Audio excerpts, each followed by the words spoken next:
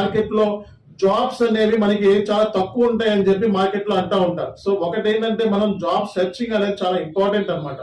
So మనకి చాలా మందికి తెలియదు లింక్డ్ ఇన్ ప్రొఫైల్ ద్వారా మనం జాబ్స్ అనేది ఎలా సెర్చ్ చేసుకోవాలి అనేది. సో చాలా మంది ఏంటంటే నౌకరీలో ప్రొఫైల్ పెడితే అయిపోతుంది అనుకుంటారు, కానీ లింక్డ్ ఇన్ ప్రొఫైల్ ద్వారా కూడా మనం లింక్డ్ ఇన్ లో మన ప్రొఫైల్ అప్డేట్ చేసి అలాగే రిక్రూటర్స్ ని డైరెక్ట్ గా కాంటాక్ట్ అవ్వడంతో కూడా మనం జాబ్స్ అనేది ఎర్న్ చేయొచ్చు. మనం ఎంత టైం ఇన్వెస్ట్మెంట్ చేస్తున్నాం జాబ్ హంటింగ్ కి అనేది చాలా ఇంపార్టెంట్ అన్నమాట.